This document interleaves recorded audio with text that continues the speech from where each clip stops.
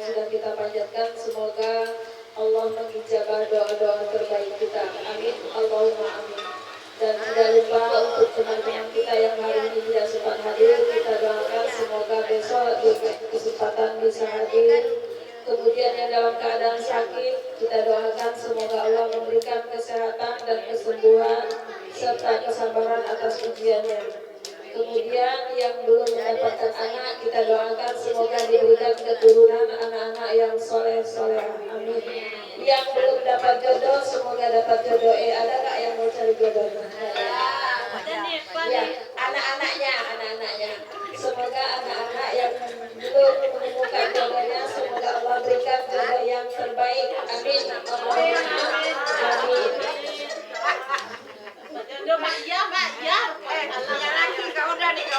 Iya, ada.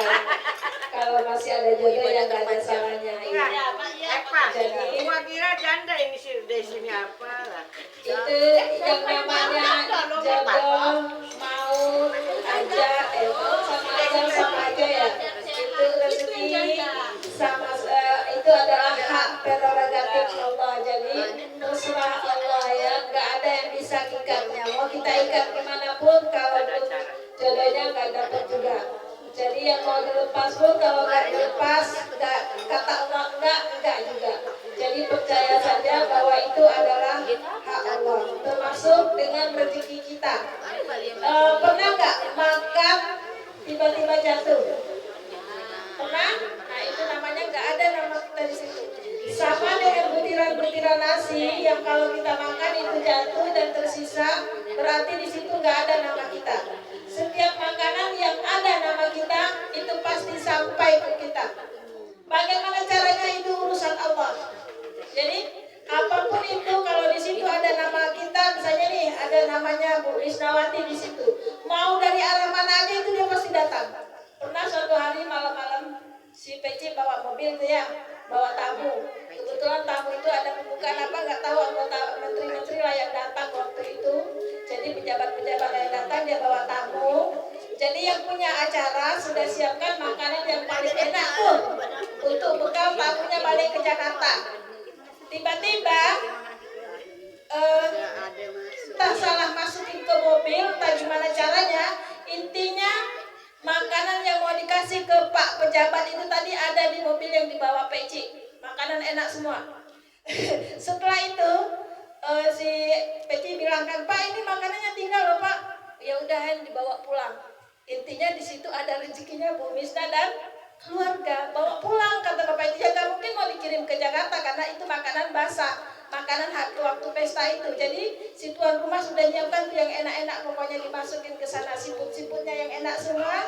Intinya itu ada namanya Bu Misna, akhirnya nyampe ke rumah Bu Misna. Itu rahasia rezeki ya teman-teman, ibu-ibu. Kalau misalnya nggak rezeki kita, walaupun sebiji nasi pun nggak nyampe di mulut kita. Kita makan tiba-tiba kadang jatuh, ya. Pernah kan makan rambutan? Karena rambutan mungkin agak licin, berarti nggak ada namanya. Sama dengan ketika kita nanti kalau sudah sakit-sakitan tuh ya, sakit-sakitan, malaikat yang memberi rezeki itu yang ngantarin rezeki kita malaikat Mikail. Nah Mikail ini kerjaannya Mikail, setiap pagi dia datang ke setiap rumah. Rumah siapa dulu nih yang udah dibuka sebelum waktu subuh atau setelah subuh? Kayak istilahnya itu nggak, ya pasukan-pasukannya Mikail lah. Mikail itu cuma komandannya. Pasukan Mikail itu banyak. Jadi setiap pasukan Mikail itu datang nanti ke depan rumah. Oh pintu rumah itu tadi buka sebelum subuh. Pintu rumah ini setelah subuh. Pintu rumah ini sebelum duha. Pintu rumah ini sampai zuhur belum buka. Dia sudah ngantarin nih rezeki ke rumah kita ke depan pintu masing-masing. Istilahnya itu sudah bawa nih. Oh orang ini belum bangun, dikit aja tinggalin. Orang ini sudah bangun dari tadi, banyak tinggalin lagi. Gitu lah, umpamanya kayak gitu ya. Suatu hari nanti kalau kita sudah sakit-sakitan, dan Mikail akan lapor sama Allah. Ya Allah, saya sudah pergi ke gunung mana, saya sudah pergi ke sungai, saya sudah pergi daratan sana. Tidak ada lagi sebiji pun nasi atas nama Misnawati Kiai Burhan. Tidak setetes air pun ada namanya di sana. Malaikat Mikail datang lapor.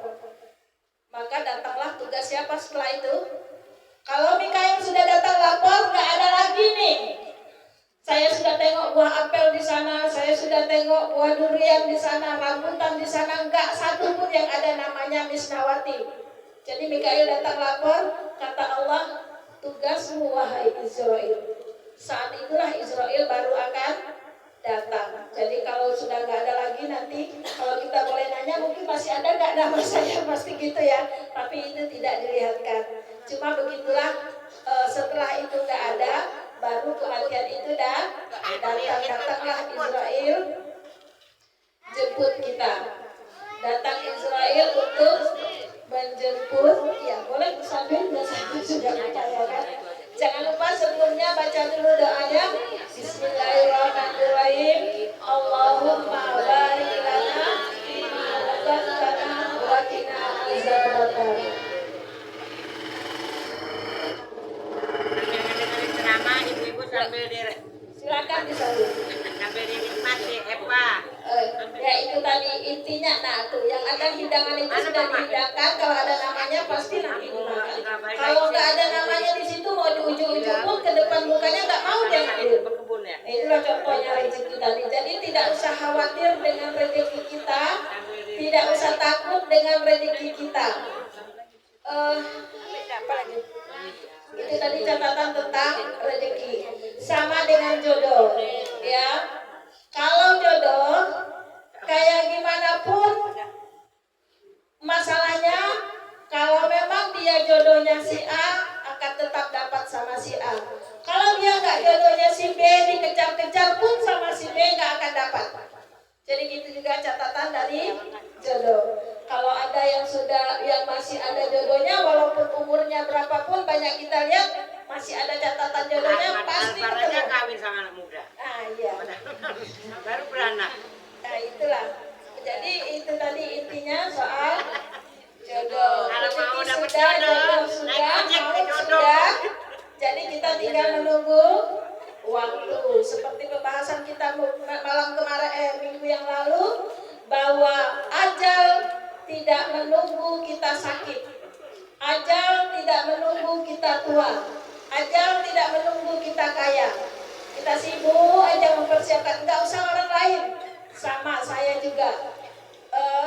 Kita sibuk aja dengan kejar-kejar dunia ini. Istilahnya kerjaan ini nggak selesai, kejar ini, kejar itu, sampai kadang-kadang lupa mengejar akhirat. Minimal pekerjaan yang paling ringan kalau lagi kerja itu adalah zikir dan sholawat. Apalagi itu kalau anak masih kecil-kecil ya. Kalau misalnya anak-anak kecil itu kan paling suka dibawa ngobrol gitu, paling senang dengar ibunya ngomong-ngomong apa aja lah ibunya. Jadi kalau lagi naik motor, naik mobil, rajin-rajinlah bawa anak kita sambil ngaji kah, sambil sholawat kah. Nah itu kesempatan kita untuk ibadah juga. Jangan sampai yang dihafali malah lagu-lagunya yang lain-lain gitu. Mungkin itu saja. Gimana kalau kita minta tambahan sama Bu Haja, Bu Camat deh? Mungkin kesan pesannya selama haji boleh untuk motivasi itu ibu-ibu kita minta.